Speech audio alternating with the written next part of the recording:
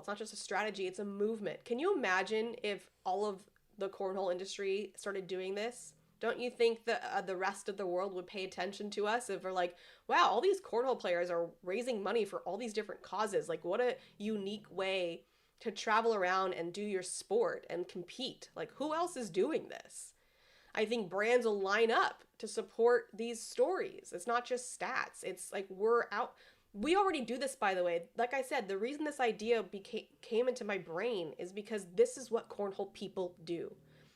Uh, Unfortunately, we suffered a tragedy, a loss in our family a few years ago. And I mean, it was immediate. Every single cornhole club in the area came together to throw a tournament to raise money.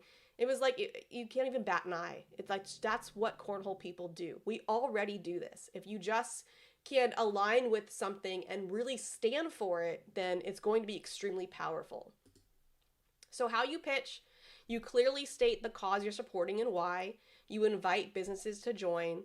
You reach out to businesses with this cause forward pitch. This is what I'm out here doing this thing for this cause, and I'd love for you to join me.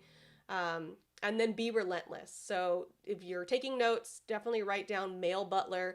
I totally forgot off the top of my head what it costs, but it's very inexpensive. There is a free version as well, but it allows you to track email opens. Because if you are going to be cold pitching through email, you're going to have to send many pitches. And you need to know if they opened it and didn't respond, or if they didn't even open it. Because if they didn't even open it, then you know your subject line wasn't powerful enough for them to open it. And if they opened it but didn't respond, then you know your pitch didn't hit. And also, if they opened it, the next email might be like, hey, I saw you took a look at, this email and blah, blah, blah. So I highly recommend Mailbutler, but I just want to reiterate that one cold email is not going to be enough. Years ago, I was booking myself on news segments, and I would get the producer's email, and I would pitch over and over and over and over until they said yes.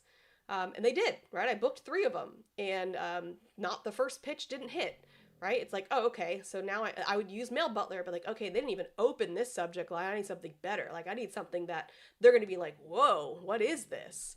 So like, the first step is just to get them to read it, and the second step is to get them to respond. So you're playing around with that, but you got to be relentless.